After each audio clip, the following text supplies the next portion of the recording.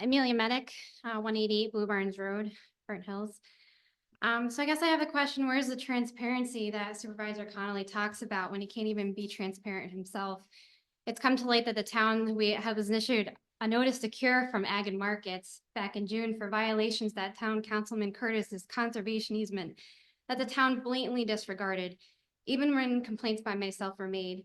You talk about an award-winning PR program, but you can't even administer properly the only PDR conservation easement in which the town is the grantee. You continue to allow illegal commercial operations and events to occur on Councilman Curtis's conserved property and retaliate towards those who come in to question it. How can a subdivision of 2 acres be allowed from this conserved property for the personal gain and that it was meant to be preserved for agriculture in perpetuity? It was purely sold for personal gain, is no longer able to be used for farming. The conservation easement means nothing to this town board.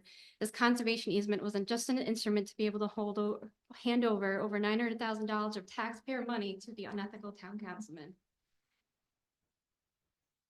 Supervisor Connolly, Councilwoman Jazinski, and Councilwoman Stewart all voted yes to allow the subdivision to occur while in an executive session alongside Councilman Curtis there for discussion. Where are the ethics when the grantee and the grantor are the same person? There's no separation here when Councilman Curtis has an interest in it. Councilman Curtis should step down from his position and the town should be prepared to turn over the ill-run easement over to another entity that can properly enforce it like Saratoga Plan. You have no award-winning program here. You have a legal mess that the town has allowed. I also have to ask, where does the farm market or farm store become a commercial specialty retail store? I don't see anywhere in town code where a grocery store is allowed in the agricultural district.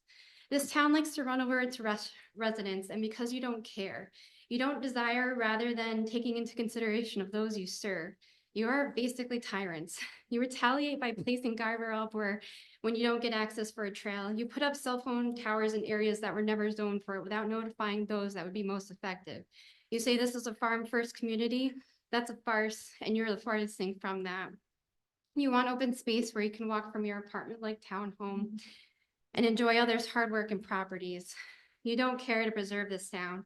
You also say that you love litigation, and that's the most disgusting thing that I've heard. You should never want to be doing things where your constituents need to bring you to court to right a wrong. You are disgusting, and you should all be ashamed. Thank you. I wholeheartedly agree with most of that. Disagree rather.